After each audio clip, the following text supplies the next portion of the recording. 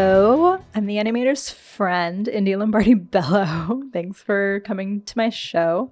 Somebody said to me recently that I have a funny way of talking about my podcast. I'm always like, I'm a podcaster. I have a show called The Animator's Friend. It's just this very, a lot of hesitancy in saying those words out loud. It feels like a very goofy thing to me to be a podcaster, so, I can't help but cushion it with some sense of humility, I guess. Today's conversation is with Amanda Bonaiuto.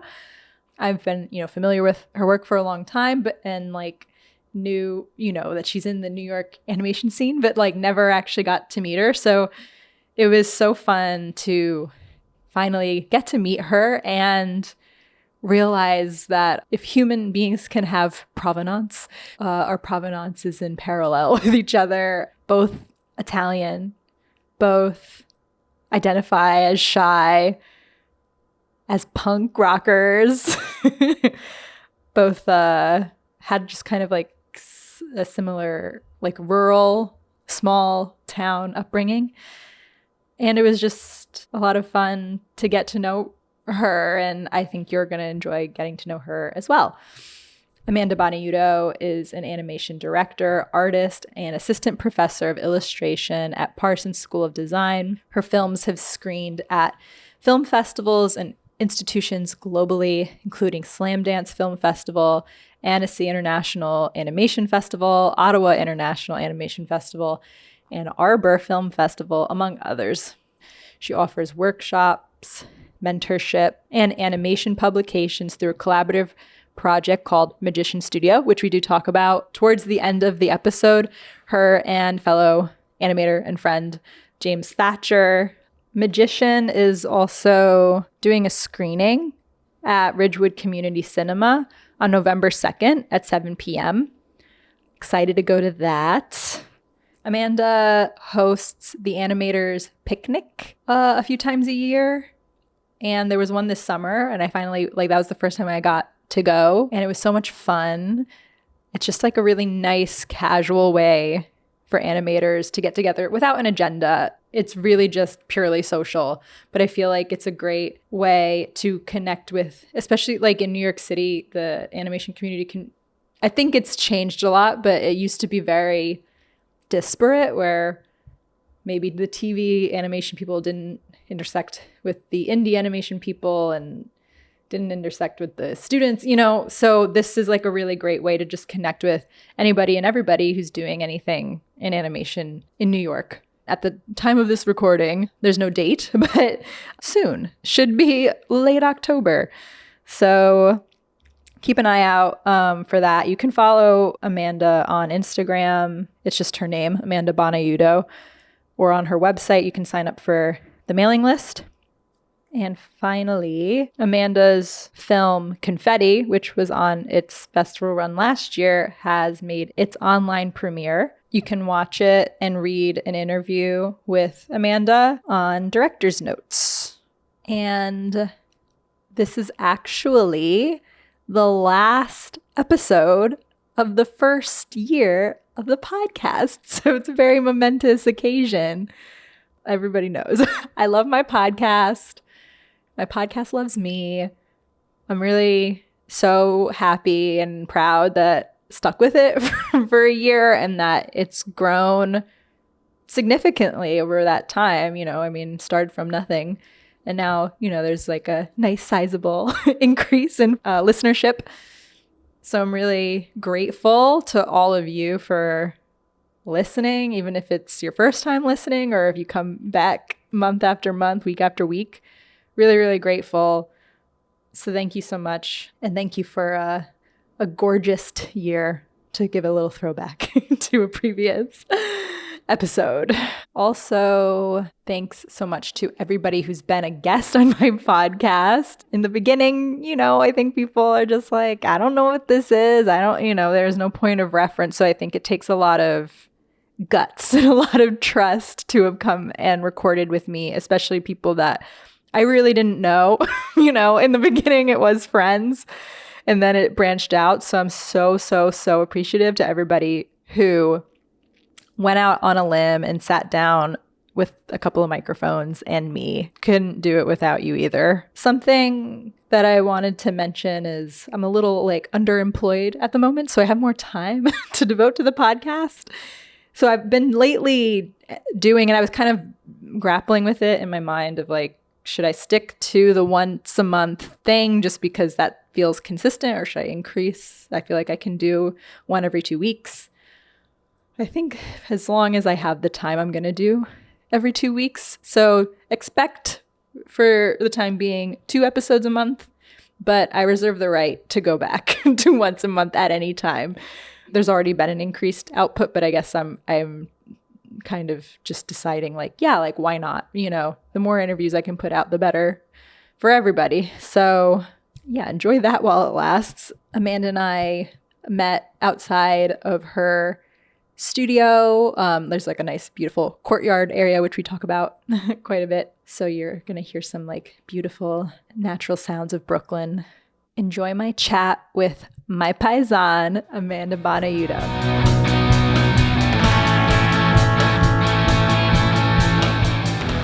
What I do want to ask about is that you're Italian? Yeah. Me too. You are? Yeah. Oh my gosh. Yeah. My Italian-ness is very like mysterious to me. Is it? Yeah.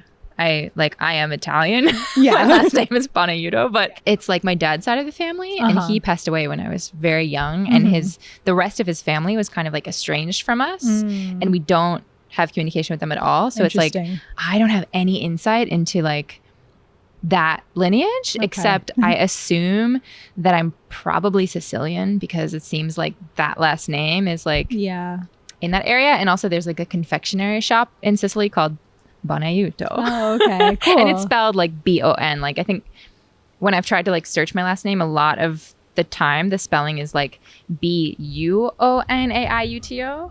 That seems like common. And I don't really know what that means like regionally, but yeah. So anyway, you're Italian too. Yeah.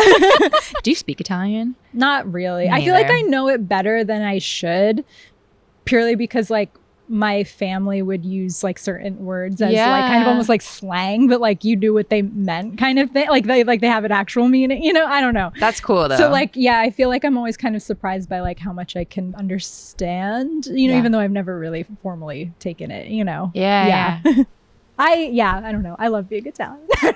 How do you feel about it? I love The Sopranos. Yes. I don't know, but I love it. I also like, because my last name is so Italian, everyone's always like, oh, you're Italian. Yeah. You must speak Italian. And I always feel a little bit like alienated from myself. Yeah. In that, you know. But I'm like endlessly curious about it. So I'm like, one day, I've never been to Italy either. Oh my so God. I'm like, I gotta go to Italy. Gotta go. And Sicily is gorgeous. Yeah. Oh my God. I gotta go. Yeah. And the food's like incredible. I mean, the seafood is outrageous. Oh my God. Yeah. I was curious about like if you feel like it factors into your work at all, but it sounds like maybe it's like a little bit like it's part of you, but it's like not like been such like a pressing like part of your life. The first film that I made that I like submit to things that I like considered a real film was kind of about my grandparent, like my dad's parents in like the wake of his death. And like we had these visitations with his parents, like court ordered visitations, because it was kind of wild.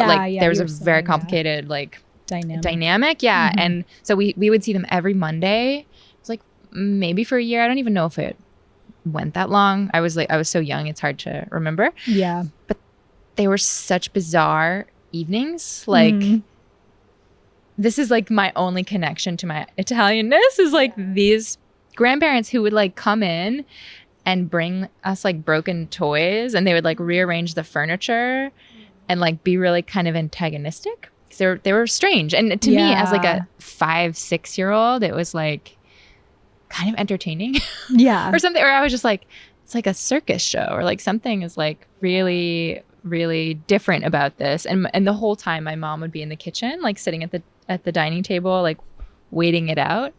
Those are my Italian roots, right? Like these just like bizarre interactions. Interactions. And beyond that, it really doesn't influence my work very much at all. I don't think. I would love to get more into it. Like, I have to go to Italy. Yeah. I gotta go. I think, and that's my instinct too, that like you're gonna go and that's gonna be the thing that like opens it up a little bit. Yeah, creates some sort of attachment. So 1, what's your sign? Oh, I'm a Taurus. You're a Taurus. Yeah. Okay. I feel like a Taurus. You do? Tell me. I'm right on the edge though. My birthday's May 19th. I think 20th is going into Gemini, or maybe it's 21st. Yeah. I think you're right. Yeah. You're a little cuspy. Yeah. I love being a Taurus though. And like, it feels like a very grounding sign. It's an earth sign. Yeah. But also, I don't know. I'm trying to, like, the things that people relate with Taurus is what, like stubbornness. I think of Taurus as being like less stubborn. Because I feel like I try to like get away from like with thinking of the signs. I feel like a lot of people attach like negative terminology to them, and it's like I don't think that it's like these signs are bad and these are good. It's like I just think it's like a willfulness.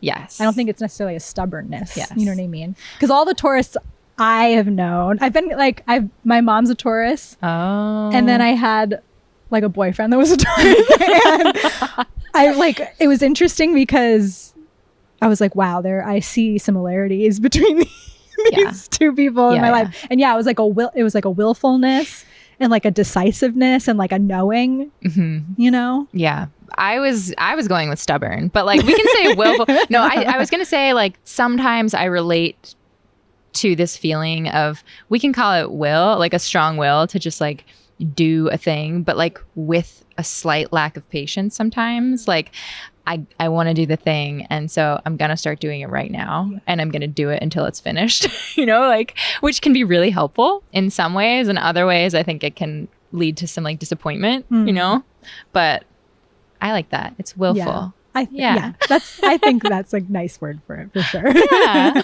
Do you know what your big 3 are? Oh my God. I really, really should. I think my rising is Pisces. Okay. And I think my moon is Sagittarius. Okay. But it might be reversed. Okay.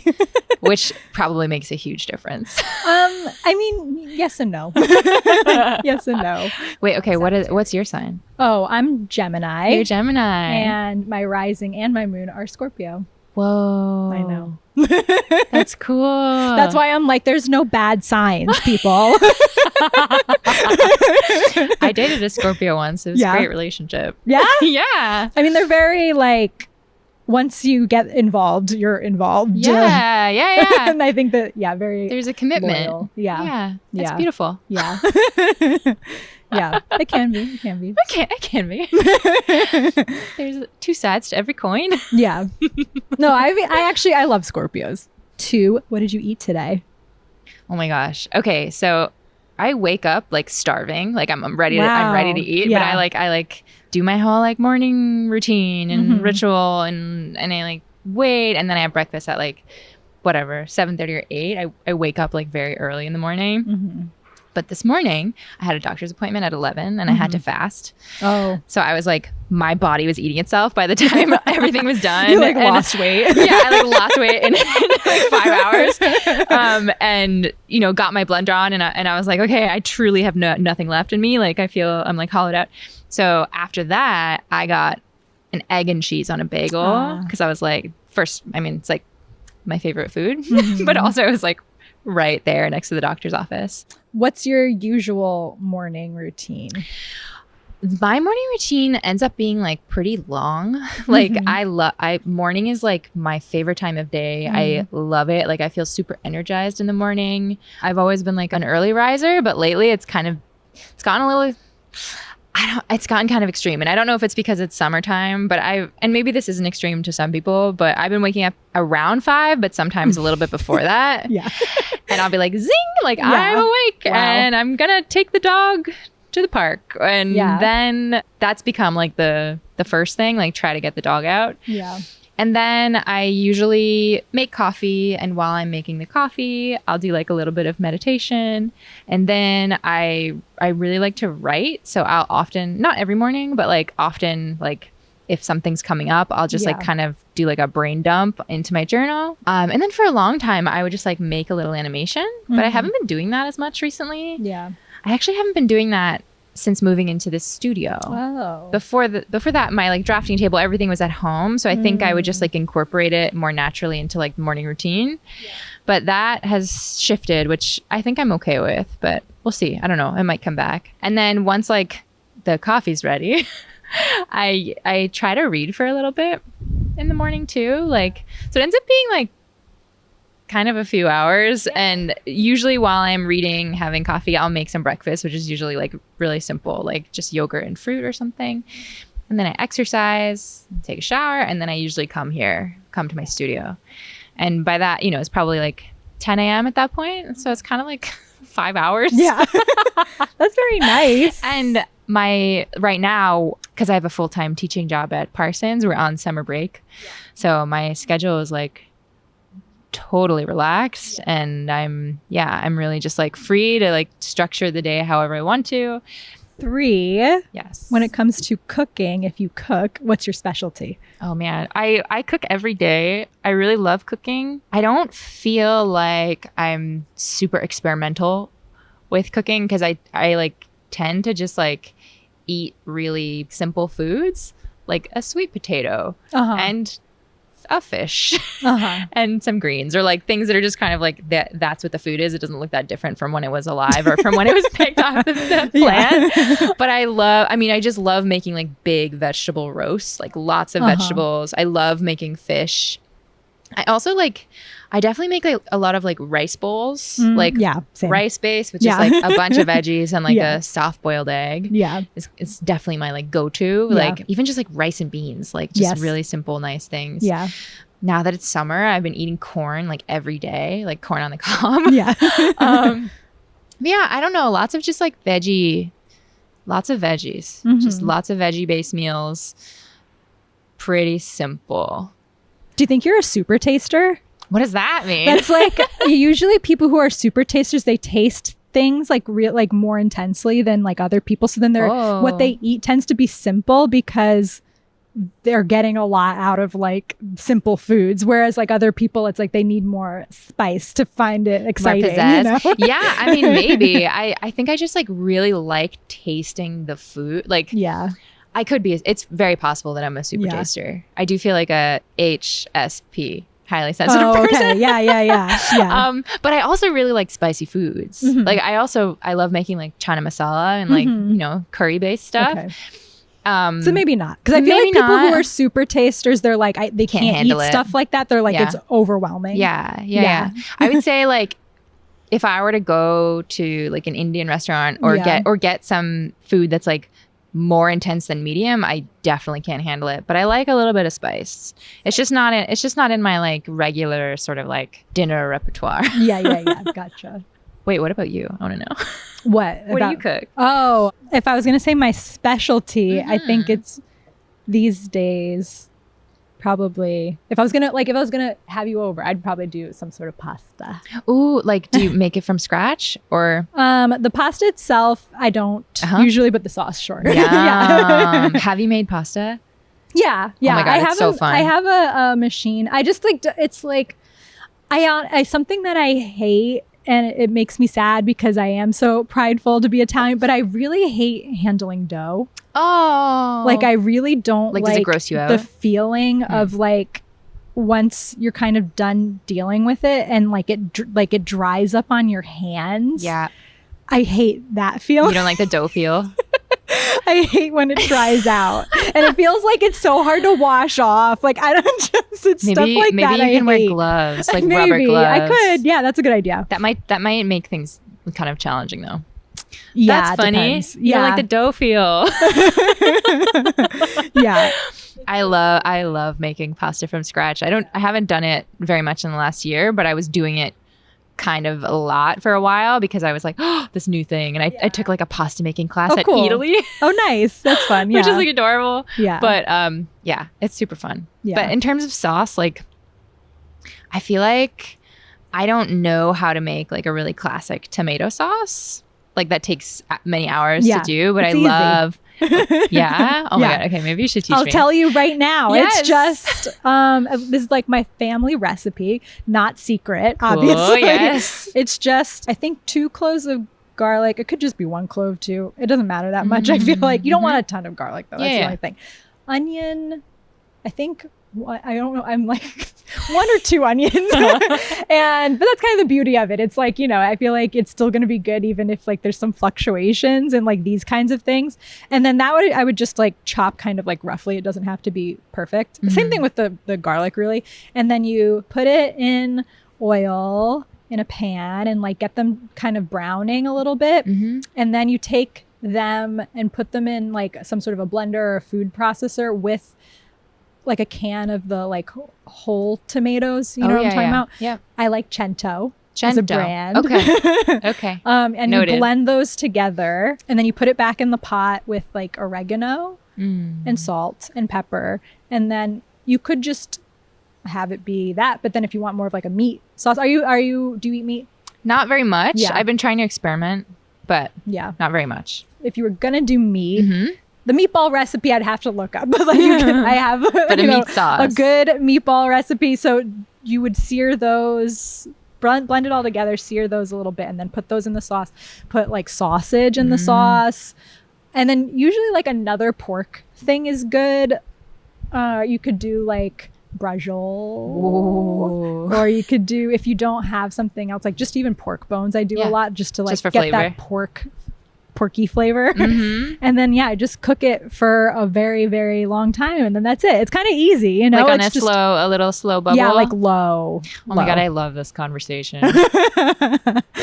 Wow. Okay, so what I'll normally do if I make pasta from scratch, or just like if I don't have tomatoes, like I'll just make like a sage butter. Ooh, yeah. And I love like sage. it's so good. Oh my God. But just like really literally just like butter, sage, a little bit of garlic. Yeah. That's it. Yeah, that's great. It's beautiful. I love like fast sauces too.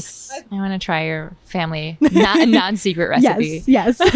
Now publicly broadcast it. Oh, and then I of course end it with basil, the sauce. Oh yeah. Yes. When it's ready. Yes. Like at the end, Yeah, like for 5 minutes maybe at the end. Yeah. All right. 4, did you listen to music today? Yes. Okay. Before you got here, I was listening to Fleetwood Mac. Okay. Kind of on repeat. Yeah. Dreams. Is that what the song is called? Yeah. Right? Yeah. That's the one. I always think of that guy. Remember that guy? Like it was like a viral video. He was like drinking cranberry juice and like skateboarding, right? Yeah. Okay. So that was how I was feeling. Yeah. I was just in my studio kind of like gliding across the floor with my seltzer. Yeah. Yeah. That's all I've listened to today. I feel like I go through these weird phases where like I don't like naturally put on music. Like I rode the subway twice today and I just like didn't do any. I just like stared at the people around me. Wow. I didn't like do anything.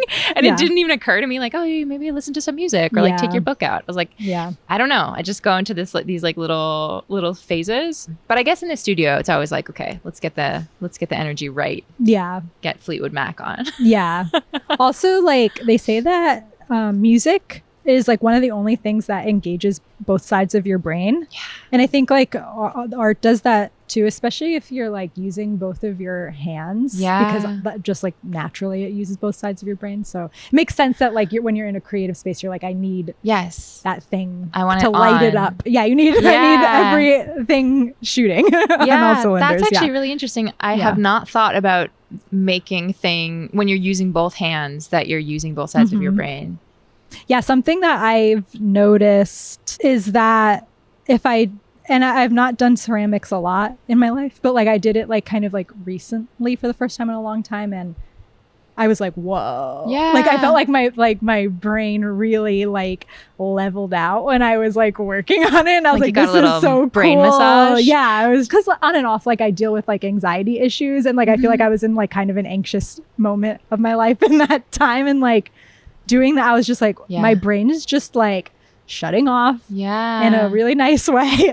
And I felt like I was able to like see things more clearly and be more like appreciative. And like, it was like crazy. I was like, and I have One of my grad school like classmates, I was talking to her about it afterwards, and she does like actual like more ceramics like as part of her practice, and she's like, there's like been a lot of research into that kind of thing of like using like clay and like other earth materials, like people who do that like do like there's like a difference in like how their brain is working. Oh, I love that. I know. It makes a lot of sense too. I took a class at Art Shack in Bed-Stuy. It's such a sweet little place. I took like intro to the wheel ceramics class with a friend of mine, and it was like, I don't know, like 2 hours long in the evening, and it was actually a little stressful because it was our first time, and the teacher, there were like 6 people, and it's like you're kind of sort of thinking about doing things well, or like you want to be like, look, I figured it out. Like, and wheel is I'm like so good. hard. Yeah, it's so hard. But like none of us were good. Like, it was like,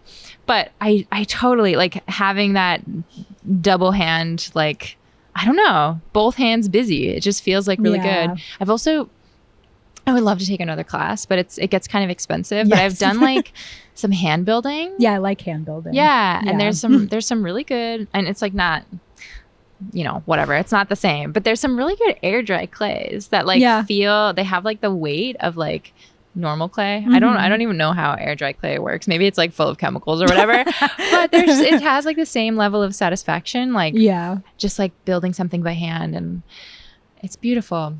I really love it. 5. What's your latest fixation?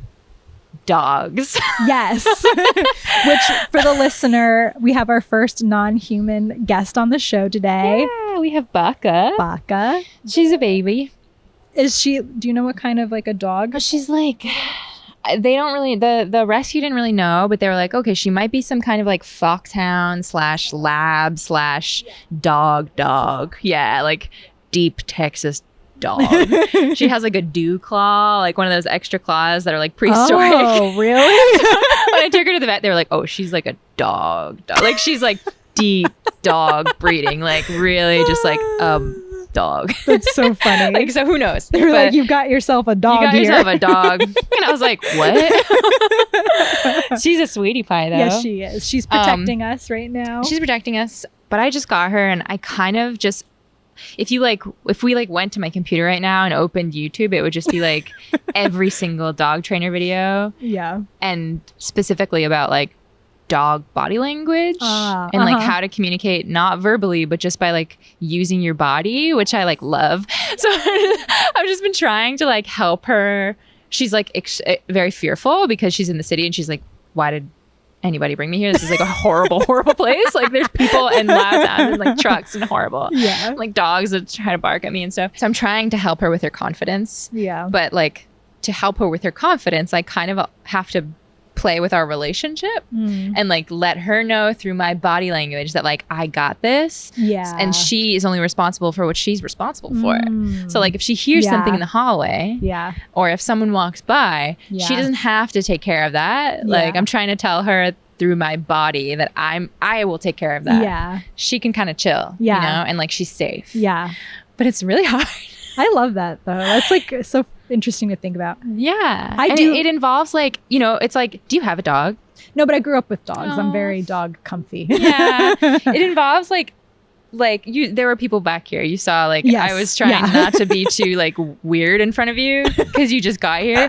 But like if you hadn't been here, I would have just gotten up, stood in front of her and like slowly moved back and tell her that, you know, we're done. Like it's all done. Like I'm a barrier. You don't have to worry about them. Thank you though for your little bark. Yes. That's all you needed to do. You are a dog after all. Yes. You're allowed to bark. So that's definitely a fixation right now. Yeah. I don't even know what else. This garden, this is like the Taurus thing. I think the dog thing is also kind of the strong will. Like I'm like full-time training this dog like obsessively. Yeah. But this garden also, like I told you, this was like a trash pit basically. Right. It was like there were just trash bins, nothing here except for trash. And I like decided that I wanted to turn it into a garden and started buying plants in a way that was like really financially irresponsible. like I just like I was like, I have to do it. It has to be a garden right now. Yes. Like, and I like cleaned up all the shit, like all the trash by myself. Like I could have done it. I could have absolutely waited and like had a bunch of help and like, I don't know where this comes from. I don't know if it's my sign, but yeah. So I've been like very fixated on this and like researching native plants and specifically like pollinators, like plants that not only don't harm the environment like generally, but also like give something and like really help. I took like a pollinator plant class at the Brooklyn Botanical Gardens because I was like, I really want to know how to do this well. Yeah. And I learned that like bees in the city really have a really hard time because they have their big parks, right? Like that's where they can go to feed and like take care of themselves. But between the parks, like there's nothing. It's like kind of barren. That's why tree pits are so important because they can like stop along the way and like actually like survive and make it. And I was like, oh my God, our studio garden needs to be a bee haven. They need to be able to stop here on the way to wherever they're going. So yeah, I've just been fixated on that too. And that pretty much takes up all my time. So my dog in the garden. Wow. Taking care of the natural world. Yes. 6, what's your greatest extravagance? This is a tough one. I know plants, perhaps. Definitely plant. Like if I were gonna say like what I will splurge on, plants. But the other thing, plants. I don't know. Like I don't live very extravagantly. I feel like, like my apartment, it's a rent stabilized apartment. You know, it's like it's a reasonable, good place to live, but it's definitely not fancy. This studio space is definitely not fancy, but having a studio feels pretty extravagant to me, even though it's like, you know, it's like within my means. It's like not expensive, but the plants, I probably spent more money on the plants that I have on studio rent. So that's definitely an extravagance. Like when I see people sitting out here, it's like so delightful. My studio mate James and I built this pergola with our bare hands. It feels very extravagant. I have never had a pergola before. It feels like a very like suburban. Just the word pergola. I'm like, what even is a pergola? I'm sitting under the pergola. I'll be under the pergola if you need me. So that feels very extravagant. My parents, after trips to Italy, got into the pergola idea. God. It's the Italian. It's coming out. Very cool. So very extravagant. But like so nice. Like, I mean, I think all the things that you're spending money on, it's for the greater good. I think so. Yeah. I feel like my extravagances tend to be that. Or like leaning somehow towards like making a space or like making people feel comfortable. That's nice. It's a good quality, you know. I don't know. Could be detrimental. But yeah. It's good here, I think. Yes, it's worth it. It's definitely like, if this was a trash pit before, right? This is a huge improvement. We really want to, because this building is like up there, it's residential. We really want to like connect with the tenant association here and like have a little barbecue or something back here, because it's kind of like residents don't have access to here because it's just that creepy little hall that you came down like. So they are probably looking down on this being like, what the hell? I know there's another courtyard on the other side, but I think that one's probably just a trash pit. It was like some bitches doing a podcast in my courtyard. Under the pergola? What is this? This is ridiculous. This is extravagant. This is extravagant. Podcasting in the studio courtyard, yes. On a Friday, like on a weekday. Middle of the day. I don't know. It's hilarious. Okay. 7, what's the last movie you saw in a theater? I went to see Sorry Baby. Oh my God. Did you love it? It wasn't the last movie I saw in a theater, but it was a recent one. I loved it. It was funny. It was intense. It's very intense. It's really, really intense. But I don't know. I left and I continued to think about it for a while. And I felt like, I mean, no spoilers on the podcast. It was really intense. It was very intense. What's annoying for me, like, is that I was like, it was just like a day that I was just like, I don't know, like, I don't have any plan for the day. Yeah. And I was like, I'm just going to go like see a movie. And like, I don't know if like you've been getting inundated with Sorry Baby on Instagram, but I wasn't, and I didn't know anything about it. And so I had didn't no know idea that much about it other than that it was like hilarious, devastating. Yeah. But I was like, there's a lot of varieties of devastating, you know? So I thought it was going to be not that kind of devastating. Yeah. And I was like, oh my God. Like I just horrifying. I was like, I just wanted to go to the movies today. No. And you leave like truly devastated. But yeah. It was, I thought it was well done. Like I thought, given the subject matter, I thought it was well done. Thoughtful. It was thoughtful, and I love who's the director and main, like the protagonist. Is it like Eva something? Yeah, I thought she was great. Yeah. All right. 8. What were you like in high school? In high school, God, I got really into art in early high school, so I was a little bit the art kid. Like I would like wet my paintbrush on my pants, and like my jeans were covered in like literally cool. Like turpentine. I think about it now and I'm like, what the? Oh my God, so bad for you. But I don't know. I've thought about like, I think my high school self was really lost in a lot of ways, like most high schoolers. Yeah. And also I think I knew something about myself that did kind of like propel me in a direction that I'm grateful for now. Yeah. I'm like, thank you. Yeah. Younger self. Yeah. I was kind of a punk. Like I was really into like Fugazi. Nice. And Bikini Kill. Nice. And like Black Flag. Yeah. Dead Kennedys. Yeah. I had to do, oh my God. We had to do this assignment. I took like a graphic design class in high school. Yeah. It was just like I went to like public high school, but I had this like pretty tremendous art teacher who honestly just like fully changed my life in every way.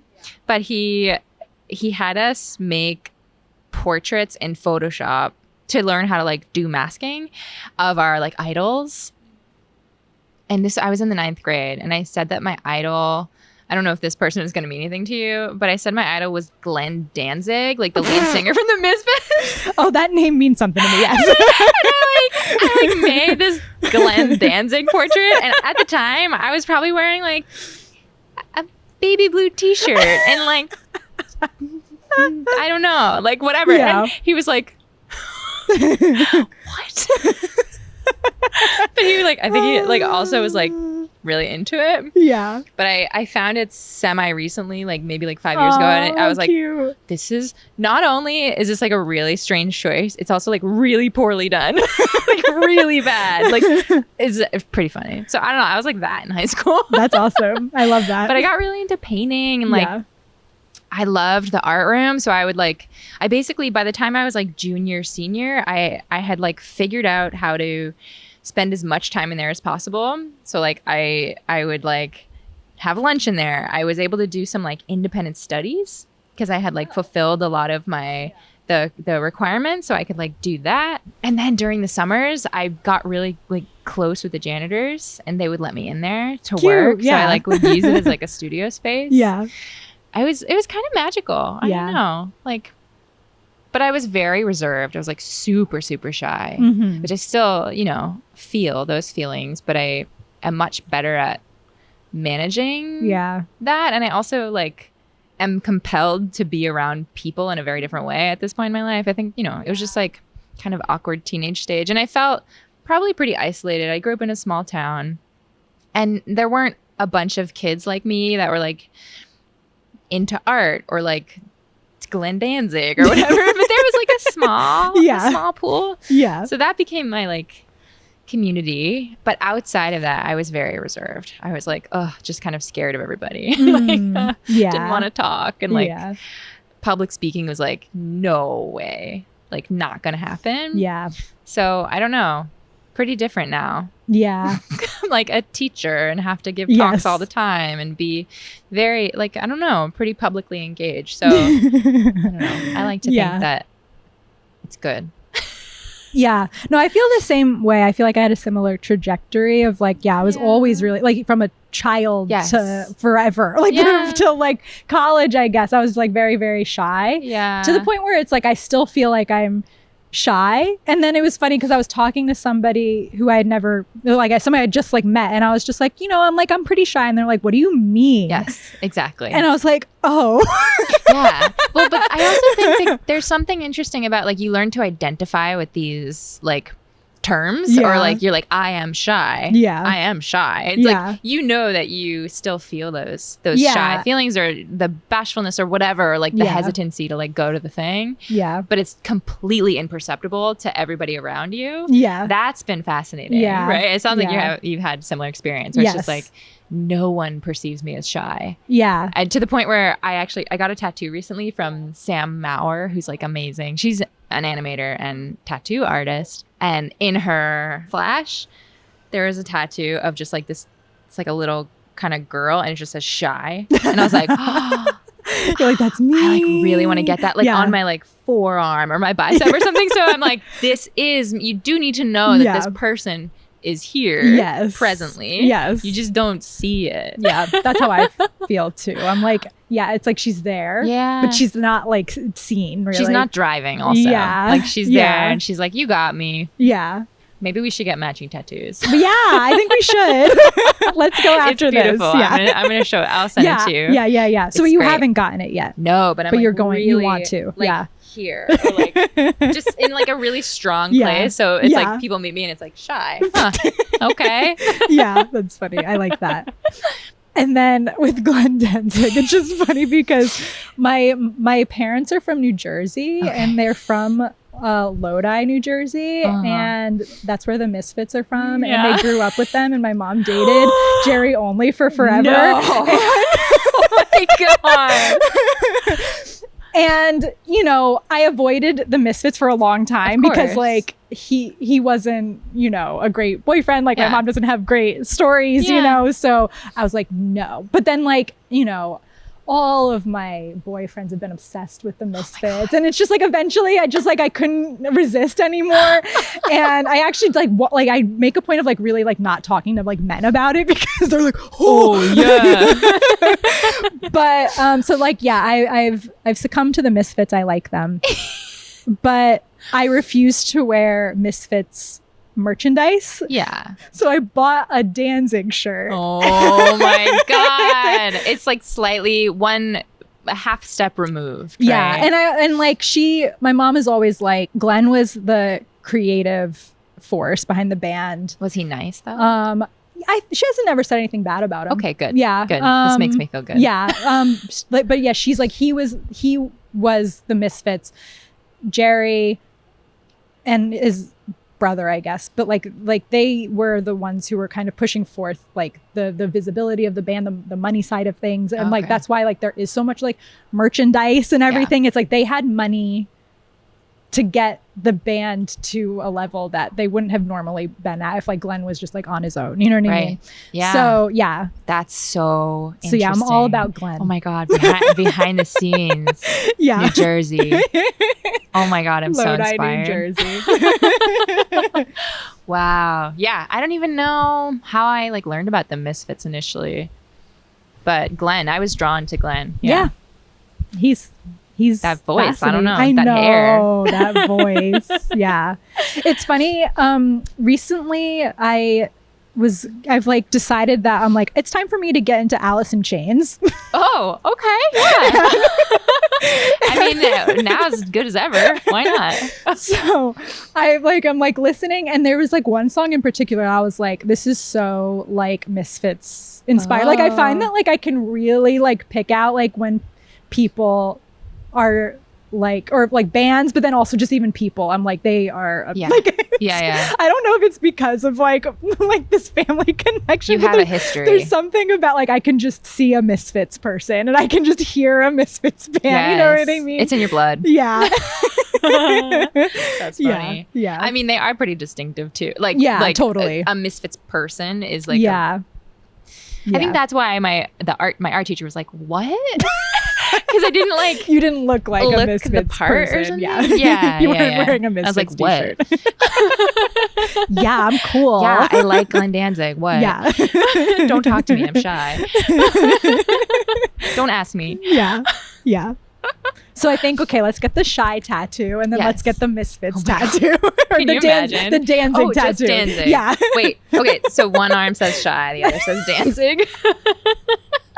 A lot of mixed messages. Yeah. Everything that somebody needs to know about us is right there. Yeah. Italian. Oh yeah, we'll put the flag somewhere. Right in the middle.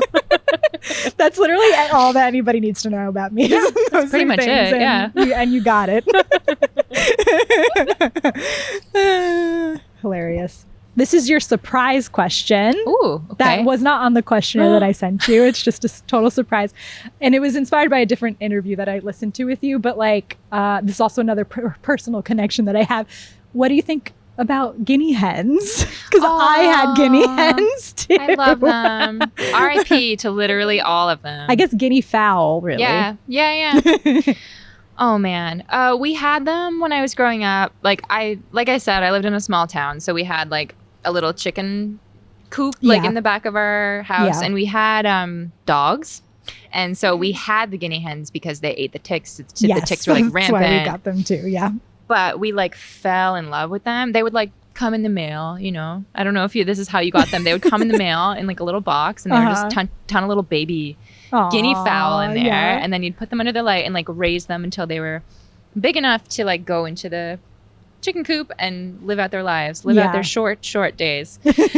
They were always getting murdered by animals, like what are they called? Fisher cats. Oh, we had fisher cats, like so many. And have you heard a fisher cat? They look like almost like little panthers, but they sound like a baby in pain. Like it's a really scary sound, and we would just like we would hear them all the time. And you know, like, so fisher cats were a problem. So like during the day when the hens were out, we would find them like decapitated. Oh my goodness. I know it was terrible. And then also one time we had a coyote break into the coop. Oh yeah, and that was also really devastating. And then otherwise, I mean, they were so sweet and like beautiful and like honestly very lovable, and we would we would eat their eggs, and it was delicious, and it was just fun to take care of like a cluster of animals. You know, just be like, come on, little hens, we're going to bed. And have them follow you. The first animation I ever made, which like was terrible, but it was based on a guinea hen. Oh, I want to see it. It was sand animation. Oh, cool. On a light box. I made it when I was in my undergrad. It was called Shirley, and it was about one of our hens that had like gotten injured, and my stepfather like nursed her back to health. She had like an injured foot, and it was like months. I don't even know how long it was. It felt probably longer, but it felt like it was like 6 months of like nursing this hen, like having to bring her inside and like soak her foot in medicine, and like it was really disgusting too. We would have to like squeeze out the pus. It was really bad. But we were like so committed to like getting this little baby back to health. And once she was healed, we let her out. We were like, yay, Shirley. And she got devoured by, I don't even know what. We think maybe like a hawk. Something, because we heard it. We didn't see it because she was, I grew up in like a swamp.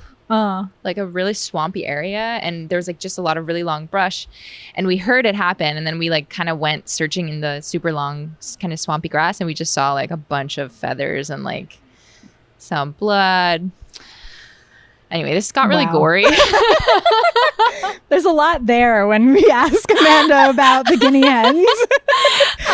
There was a lot of murder. It was so sad, but we loved having them. I think my whole family loved having them. And after that, they kind of petered off. I think it was like a lot of heartache. But it's also kind of just like the nature of it. Like it's kind of is what it is in that environment. There's a lot of predators, and but they were great.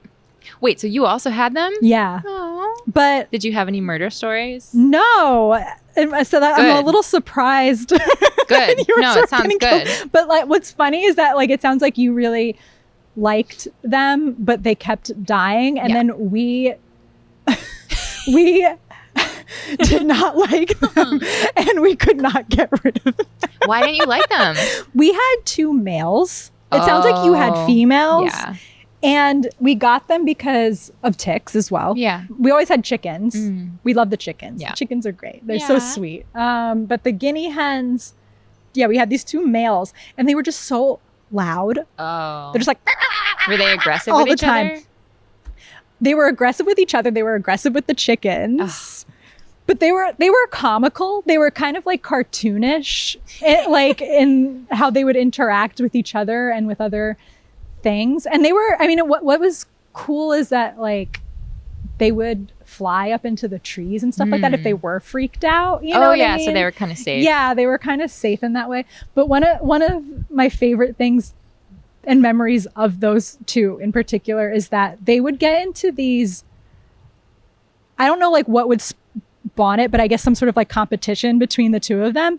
And they would, because they were always so loud and obnoxious, but then every once in a while you would see them like full speed chasing each other all around the yard, but they were dead silent doing it. It was like it weird, was cool. So weird. So you just see these 2 little things like going like, I don't know how, like it felt like 50 miles an hour, just like everywhere, all over, and they like wouldn't stop. Like it would just go on forever, like full That's so speed. cute though. It was. I'll have to find the video and like send it to you. And we would watch the video and we would put like the Benny Hill theme. Yeah, I love it. Because it was just so comical. So that was like, we liked them for that, but then everything else was annoying. And I think that like my parents even were just like, we don't want them anymore, because I think like they didn't have chickens anymore and they weren't going to get more chickens. And they were like, there's no point in us keeping these 2 around because they're not giving us really anything. You know what I mean? Whereas the chickens, like they give you They're eggs. just like super annoying. So then I think that they tried to give them to their friend who lives like kind of close. Yeah. And I'm sure there's like a proper way to like transfer like them to new ownership where like they because like their instinct is to go home. Yeah.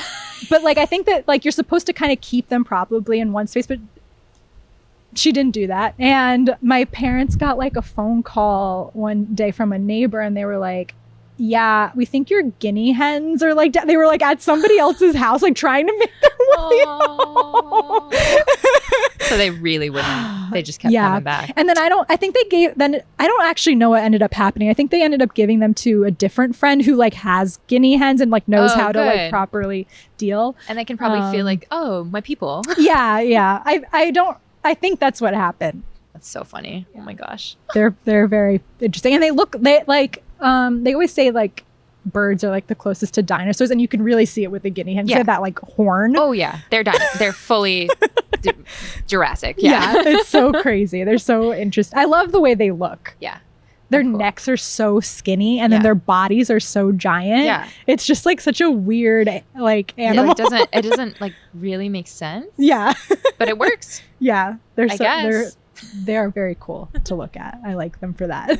What a good question. I love this. Yes. 10. Are you spiritual? I think I'm spiritual. I'm not like religious, or I don't like follow a religion, but I definitely like have spiritual qualities. Like, I don't know. I like set intentions, and I'll do that at like what could be considered like an altar, like of candles and like special objects. Or I definitely feel like there's spirituality in my life. It's just not like in a structured way. Yeah. But I don't know, like beyond that, like, and definitely like in times of like grief or like even just like any kind of strong feeling, I tend to do little kind of rituals like that more. Yeah. Where it's kind of just like I'm setting an intention, or I'm recognizing a feeling, or I'm dedicating this moment to like the more spiritual part of myself, and I'm going to do it in this way that feels sort of like ceremonial or something. Yeah. But I think that's kind of the extent of it. Gotcha. What a nice question. It's one of my, I don't ask it all the time, but I do like to ask just because I feel like people don't talk about it. Yeah. But I'm always like so interested to know about like what people's connection to that is. Such an interesting word too. Yeah. Like spiritual or spirituality, or like just being connected to your spirit. Like, yeah. I feel like I am very clear when my spirit feels diminished. I like am able to identify that and like kind of feel like I know what to do to replenish that. And like, I don't know if you would call that spirituality necessarily, but I feel like it is just like a connection to spirit. It's like, yeah, it's like a soul thing rather than like a human body kind of existence. Yeah, like how do you replenish that? Or like, how do you identify it when you feel it? And like, that feels like actually really important to me. That feels like kind of actually a big part of my life. Yeah. It's just like not defined, I guess. Yeah. What about you? Yes. Yeah. Yeah. Similar to where it's like, it's not, I don't feel like I subscribe to any particular thing. It's like a real smorgasbord of a lot of different things. But I feel like more connected to it now than I have in a long time. Because I went through like a big, like a 4-year like health situation that was like, I always felt very connected to like what I would call like God, which I don't have, like, I don't necessarily have an idea of like what that is per se. But like, I always felt like, actually to describe it in animation terms, you know, Persepolis. Yes. You know, like in the beginning, she like is with God like all the time. And it's just like her like buddy. Yeah. And then it's like her uncle dies and then he's gone. Yeah. It was like I had that. Like I experienced that. Yeah. And I was really frustrated because I was like, I didn't realize how important having that connection was for me until it was gone. Yeah. And then I was like, I don't know how to get it back. Cause it was just like, I went through such like a difficult thing, you know? And I didn't know how to feel like I was protected and safe and secure. You know what I mean? Like, and on a spiritual level, you know what I mean? But I didn't like give up. I just like, I would still do all of my things that I would normally do. Like I pray and stuff like that. But I wasn't feeling it. You know what I mean? Yeah. And then this is, it's actually very funny because it is very like weirdly tied in with animation related stuff. I love it. I won't go into every nook and cranny detail, but at Ottawa last year, I was like having all these things where I was just like feeling like my grandma was around and like one of our dogs. Like there was like a lot. And like, I was like, this is so weird. But it's like, sometimes I'm like, I don't know. I feel like I've always had things like that, but like, it's like, I don't necessarily, I'm like, am I just like wanting them to be around? You know what I mean? Or is it that they're around? You know what I mean? Yeah. And then somebody who was there, who is very spiritual and is like learning to be like a true medium. They didn't say anything radical, but what they were able to tell me was very like affirming to me of like what I was experiencing was like a very real thing, you know? And I feel like it really just like healed stuff for me, you know?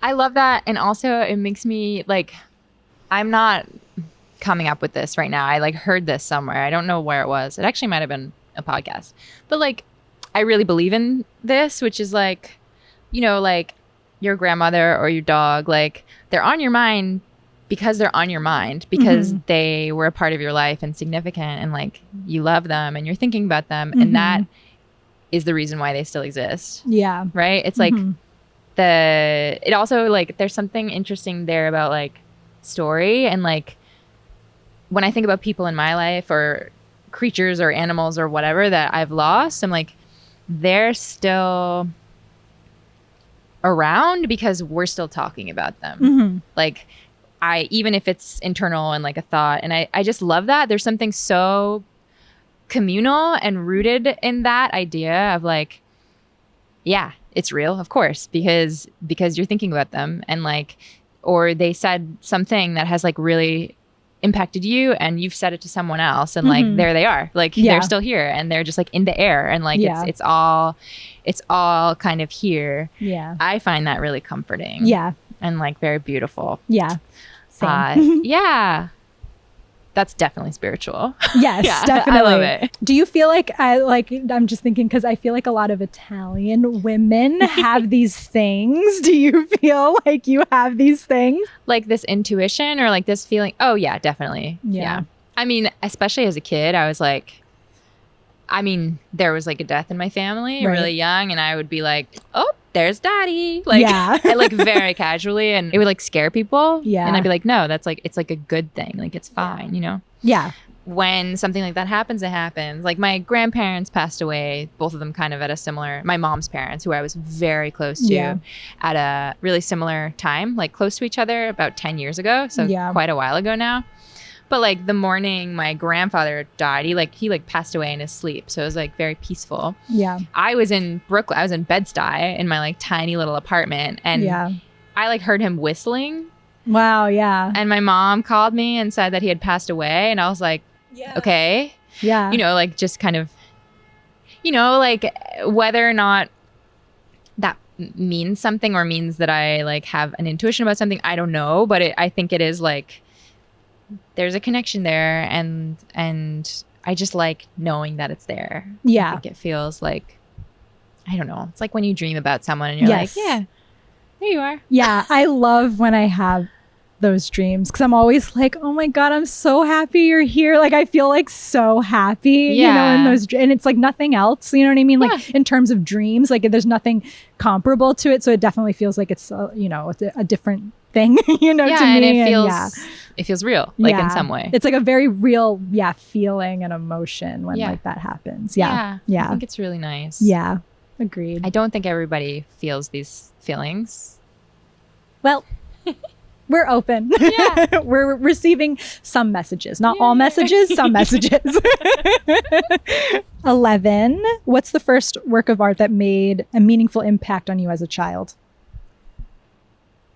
I think like probably the actual first was like stuff that my grandmother would make. Oh, amazing. And not like she wasn't like an artist, but she would make, like she didn't identify as an artist, but she was super creative and she would make a lot of things, like even just like things for all of her grandkids, but like she would make like beautiful decoupage of like angels or whatever, like just little things. Or she would make these little bird nests out of found material. And I think like they were just like these little objects that really were just meant for like, I don't know, making things pretty or something. But like there was something really touching to me about that. Even like really young, it would almost give me like this little feeling in my brain, like, you just did that. Like you didn't have to do that. You did that because you cared to do that. And that's really beautiful. Like, and I think that was actually like a running inspiration for me, like through my childhood and like teens, like just my grandmother like doing things that were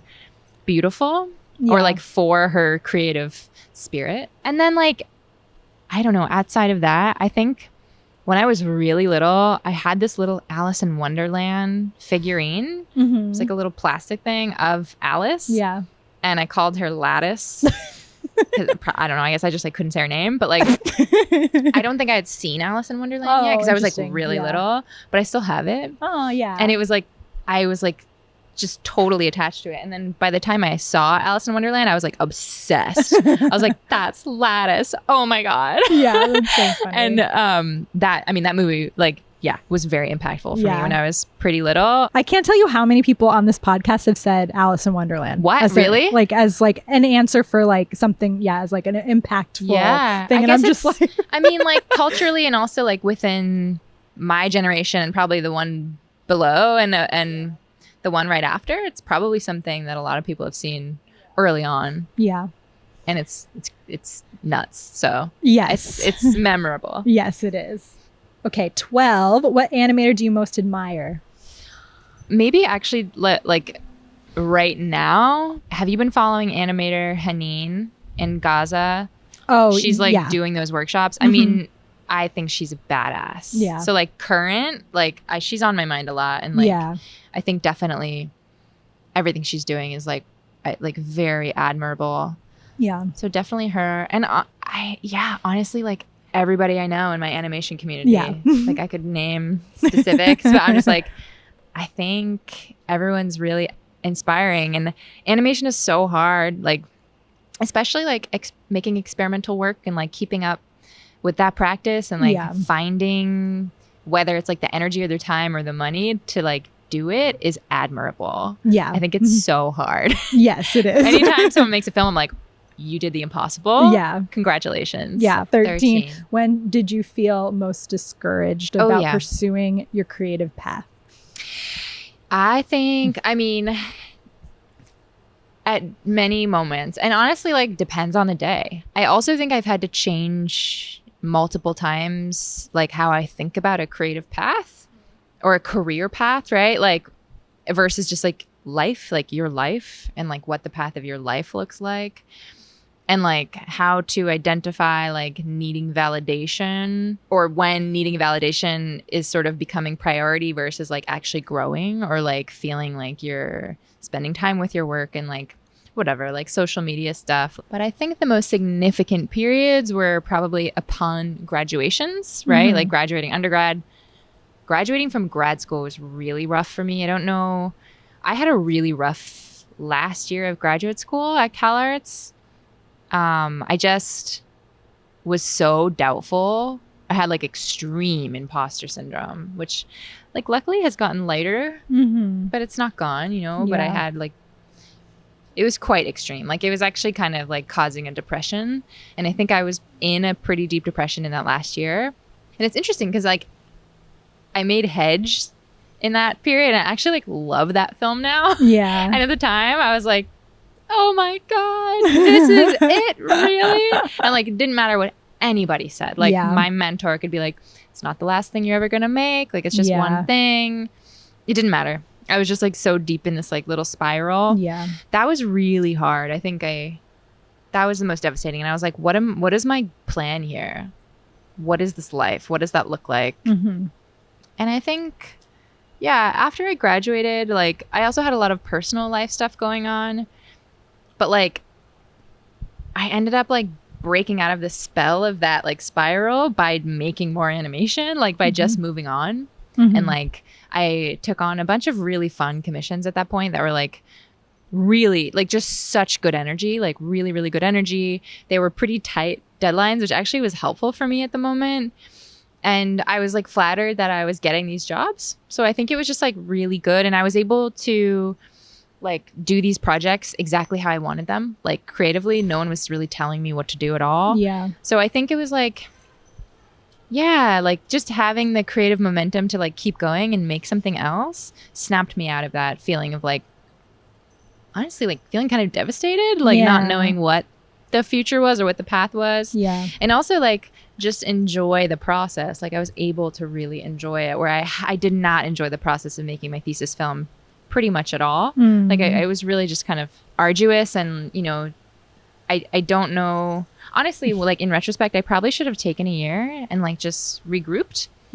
But also I was grateful for my cohort, and I'm happy that I graduated when I did. But I think I've had moments like that where I'm like, am I an animator? Am I supposed to be doing this?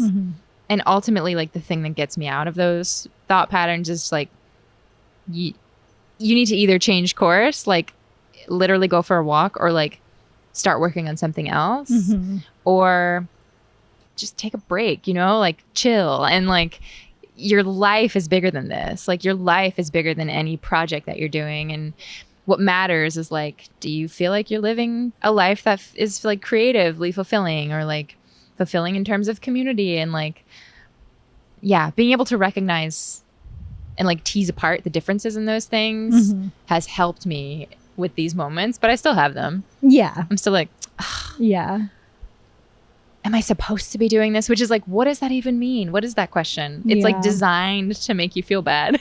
Yeah. So I feel like I saw something.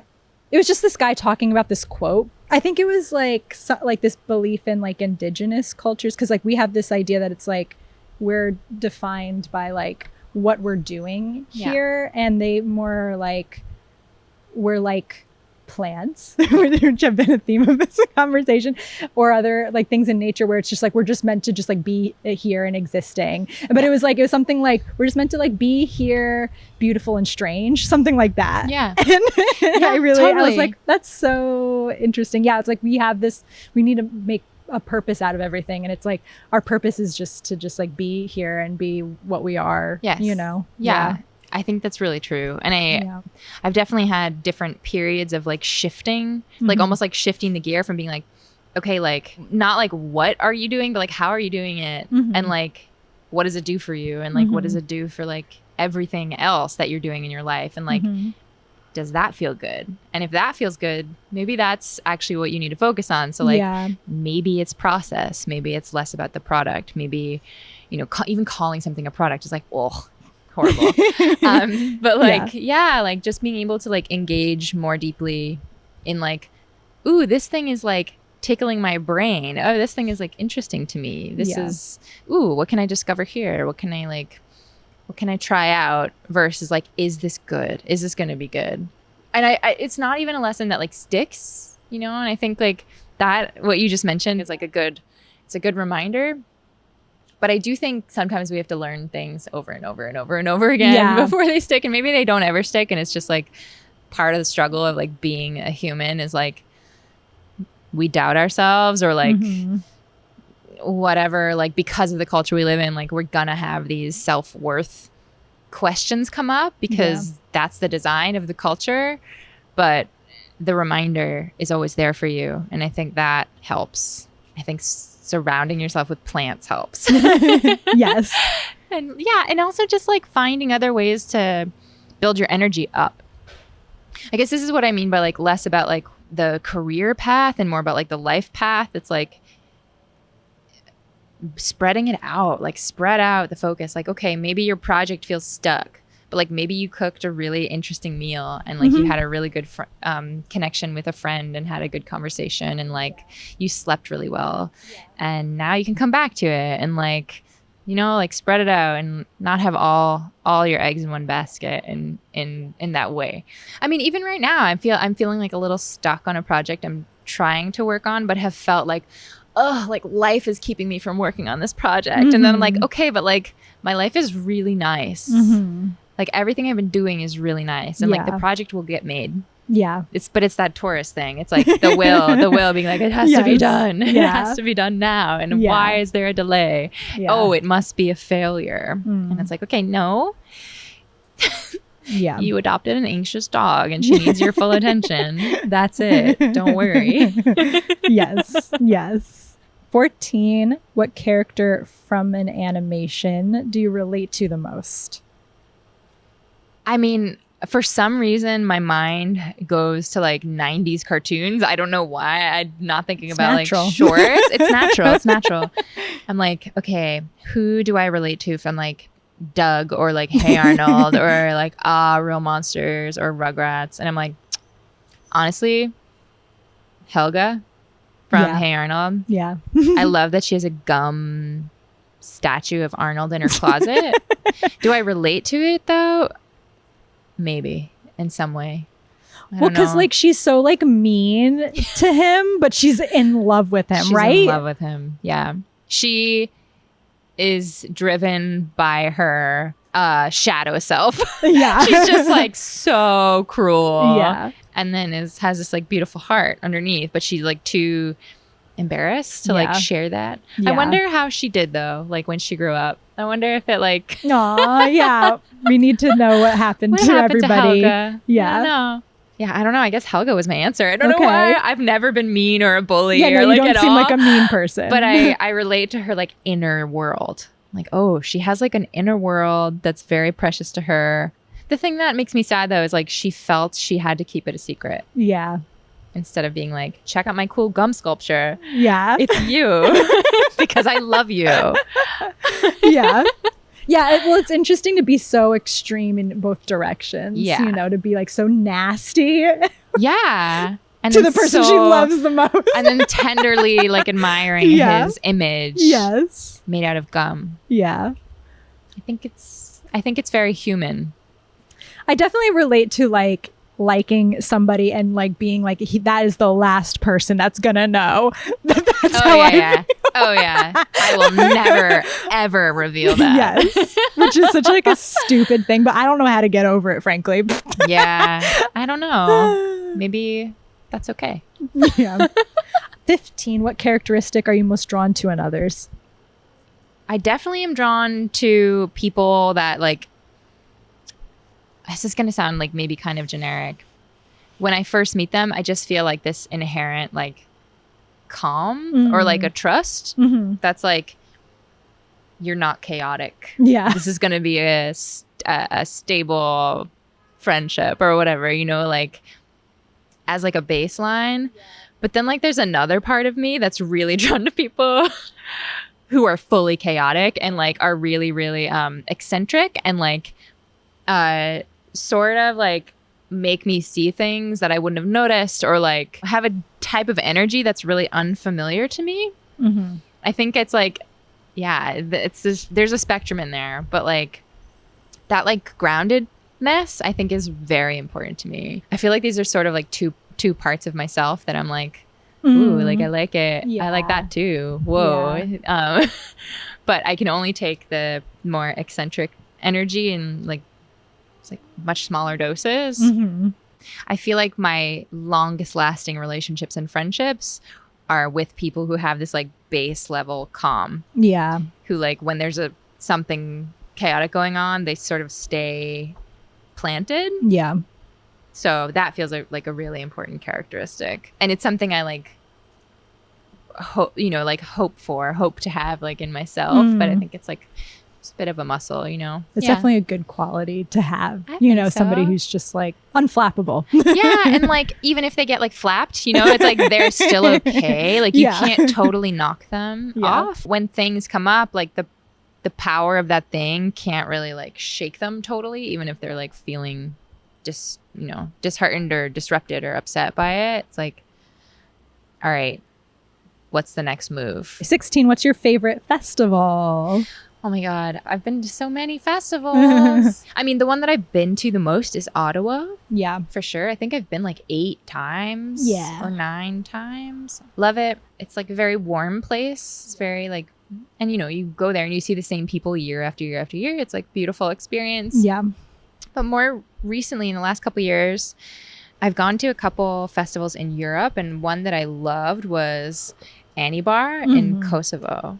Everybody's raving. Yes. I haven't been. No. Oh my God. Yeah. I was on the jury last year, and you know, I had been in it a few times, so I was like familiar with the name, but I didn't really know what like the culture of it was. And it is just like a really good festival. Yeah. That's sort of like, it's in Peja, Kosovo, which has like, you know, a pretty rough history and is still pretty destroyed in a lot of ways. Like a lot of the buildings are still blown off. Like the tops of the top floors don't exist anymore, and there's still sort of like signs of rubble. But this festival comes in and it feels like it's sort of like invigorates the whole city, and like it feels very led by like the youth. All the young people that live there are like invested in this festival as like a cultural movement in Kosovo, in Peja. That's nice. It's really cool. And like, it also just feels very political, and it's a smaller festival. So like the days aren't like stacked. There's not like a zillion things to do. There's like a few things every day, and it's kind of leisurely. The parties are really fun. Yeah. It's a great one. I really loved it. Yeah. And then I also went to just this past July, Festa Ancha in Slovakia. Oh, okay. Which kind of had a similar vibe. And I was like, okay, these small European festivals like that have some support like from the government and from different like foundations, they don't get big. They just get like really strong. Like they're so they're like the ethos, the culture of it is really strong, and everybody who's involved seems to like really, really care about it. And they're just so welcoming and warm and like manageable. Like I don't get really intense social anxiety when I'm at them. Sometimes when I go to Ottawa or like another big festival, I need to like hermit away for a little bit before I can like keep engaging, because it's just like a lot of people. But yeah, both of those were really, really nice. There's also Kaboom in Amsterdam. Yes, I went to Kaboom once. I love it. I loved Kaboom. Yeah, Kaboom's cool. I don't know if you saw this, but Glass Animation Festival is back. Yes. I was living in California still when it started, and I went, I think, 3 years in a row, and it was so good. Like, so good. Like, the programming was amazing. The community element was amazing, and, like, everybody showed up. Like, everyone who was in LA was, like, at Glass in Berkeley. And I'm going to try to go this year. What is their programming like how would you like, I guess, like I'm just like curious just for my own sake, like how would you distinguish it? Yeah, I found it to be more experimental than most animation festivals. Not to say that there wasn't commercial work or like more industry focused work, but it did feel like the emphasis was on short films, like short independent films. And it also felt like there was a lot of filmmakers from the United States, which I think is nice to see because like, I don't know, it's hard. 17, what's your favorite feature animation? Consuming Spirits by Chris Sullivan. I just watched it recently because Anne Beal was on the podcast and that was her favorite. Oh, really? Too. Yeah. I love Anne Beal. Shout out Anne Beal. That movie has affected me for like years after. I think I saw it when I was like, I don't know, in my early 20s probably. Yeah. It's just so evocative and so feels so truthful to like the human spirit. Like it gets into that spirituality question a little bit. Yeah. It really resonated with me. And I think like it also just really opened my mind to the idea of feature length animation outside of like the feature animation that we all know, you know, big studio animation. Yeah. And I don't know, like the way that it's made with so many different mediums, and it's just so beautiful. The characters are amazing. Like they just like have stuck. So that's definitely my favorite feature length animation. And I'm excited for his new one, which is not, I don't think it's quite done yet. The Orbit of Minor Satellites. He also has a lot of really interesting shorts too. 18, what's your favorite short animation? That is a really hard one. That I think like if I just stick with my like most recent brain, actually I think it was when I was at Kaboom, I saw a film called The Miracle by Niek Dutz, I think is how you say her name. Yeah. I think it's Ninka. I think. She made that another film called Blostrat 2, I think is what it's called. But The Miracle is her newest film. I was blown away. I mean, stylistically, of course, like the way that it's made is incredibly beautiful with these like plastic cell cutouts and then these 3D backgrounds. But it was just it's this story about a woman, like a single kind of like middle-aged woman who goes and stays at a hotel spa called The Miracle. And just the insight into like the feeling of being a woman. Like I'm not even a middle-aged woman yet. And I like really was like feeling for this character. Yeah. And it's not like dialogue heavy. It's a very quiet film.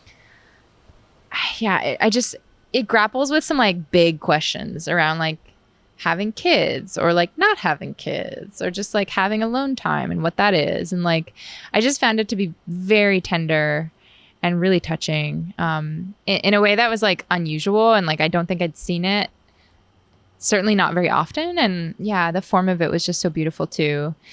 21? No, sorry. 19.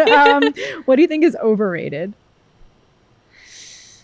Skincare, style, like visual style for artists. Like I think the idea of style. All my students are like, I don't know my style yet. And it's like, you know, what does that mean though? Like style being just the way something looks, like I think has some meaning, but I always try and like steer the conversation toward like your voice. Like things can look a whole number of ways, but what is the thing that kind of glues it together? Like, is it like the way that you tell a story, or is it the way that you try and construct something, or your values that kind of leaks into the work, or whatever it is that isn't just purely about like how something looks? Because I think style is like really double-edged sword. I think you can box yourself in, and like I think that can be really uncomfortable. And I'm just like speaking from it. This is all just from my own experience too, right? Like feeling like I thought style was really important for a while until I felt shrunken by it. Like, oh, like if I do anything else, what's going to happen? When it's really like, how are you going to stay engaged if you need to stay the same? So I think style is overrated, or like the idea of finding your style and sticking to it is overrated. I just said skincare because like, okay, there are just like so many videos all the time about like different skincare advice. And I honestly find it kind of infuriating. Like I think having a really good, relatively simple skincare routine is great. Yeah. Yes. Use the things, but like, it like feels really degrading after a while. Yeah. And I think you can overdo it, and like in terms of like you're trying to look younger, but it's like if your like skin it can't breathe, then and you're not going to age well. And you look like literally just like wet. I mean, that's fine. I mean, it's cool. I mean, it happens. But like, I don't know if your skin can't breathe. And I guess I'm just like of the mind that like putting so much stuff into your skin can't really be doing that much. It just feels like just take care of your skin just in a basic way. Yes. You know, like let it breathe. Yes. Keep it moist. Yeah. Doesn't have to be wet. But if it is, that's okay. Anyway, yeah. 20, what do you think is underrated? I think talking on the phone Yeah. is underrated. I think we like collectively have some like phone phobia, you know, like I feel it too. Like I'll be like, well, I'll call them later. And then I'm like there's some weird anxiety attached to it. But when I do talk to people on the phone, it's like so lovely. Also just like having these little mini drop-ins, you know, like I have a friend who recently moved like pretty close here in the neighborhood, and she just like took a little walk and dropped in to the studio and brought us little cupcakes. That's and nice. Like, just like a little 10-minute visit, right? Yeah. It's like not this plan that you have to be committed to. It's just like casual, like just really nice. And the entire day was so much better after that. Aw, that's so nice. 21, what's your most life-defining decision? Ooh, I think many, but I would say going to grad school really did change my life. Yeah. It really did. Yeah. Like it was worth it. Yeah. Even though I have a bunch of student loan debt, my life significantly changed over the course of my grad program, like in a number of ways. Like I was getting jobs and also like built a whole community of people that has been really impactful. So that was a major life-changing decision that I'm very glad I did. And hopefully one day my student loans will just be forgiven. Yeah. And we're just going to go with that. Yeah. Yeah. Yeah. And then, I mean, another one is like deciding to move back to New York was like a very big decision. That felt like another like taking a kind of major leap towards something else. And like, yeah, I had a lot of feelings about that for a long time where I was like, why did I? But, you know, like LA was great though. And like, I love everybody there, you know, and it just, yeah, it was kind of like one of those decisions that, I don't know. It was like I had questions about my decision, but also I was like, I know that I made the right decision and it was a big one. And I drove across the country to come back here, and very happy that I did, like very grateful for everything here in the community and just feeling really good, but major. It felt major. 22. Yes. What do you consider your greatest achievement? Oh my God. My greatest achievement. Okay. Is adopting this stuff. Honestly, renting my rent stabilized apartment. Yes, that is an achievement. But yeah, I mean, project wise, I think finishing my grad film felt like an achievement just because it was such a psychologically challenging project. Yeah, honestly, finishing any project is like, wow, like it's crazy that you were able to do that. Like, good job. Yeah, totally. But I think the grad film felt like a big one. And also most recently, like I made another short film called Confetti, which, you know, I made it here and at my apartment, and just like, again, like a very scrappy short film that I made completely by myself, except for my sound designer, who was amazing. Yeah. But that felt like an achievement too. I was like, okay, I'm an adult. I'm a fully formed adult. And I was able to find a way to make my own personal short film after like several years of like commissions and like being kind of stuck in that grind. Yeah. So that felt like a huge achievement. And it also felt like kind of like unlocking another era of like, okay, I can do this. Aww. So I'm gonna make another one, you know? Yeah. Yeah. That's great. Yeah. Yes. All big achievements. Yes. 23. Who should I interview next? So I would, if you want people outside of New York, I would recommend Sam Gurry. Uh-huh. Definitely. Like such an amazing artist and animator. Jamie Wolf. I'm just going to name all my friends. Jamie just moved to Pittsburgh to teach at Carnegie Mellon. Oh, cool. So she's actually not that far, but she's really fascinating, would have a lot to say. Annapurna Kumar lives outside of Los Angeles and does like really amazing experimental work. Yeah. I just saw she's working on a new film now, so she might be really interesting to talk to. Okay, good. Kevin Eskew is her partner, actually, also really amazing. My studio mate, James Thatcher. Yes. If you're looking for someone local, Perfect. would be great. That's my short list. Okay. And then finally, Yes. 24. What do you want to plug right now? Since it's happening in October, I want to plug the next Animator Picnic. Okay, Because yeah. it's going to happen probably late October, like around Halloween. Perfect. What else do I want to plug? I want to plug my friend James and I are starting like sort of a studio called Magician. Oh, cool. And we're coming out with, we're co-organizing a screening right now at Ridgewood Community Cinema. And we're coming out in the next few months with a publication on walk cycles and like reimagining how to learn about walk cycles beyond like Richard Williams. Yeah. So I definitely want to plug that. That should be available in the fall or in the late fall. So probably after this podcast comes out.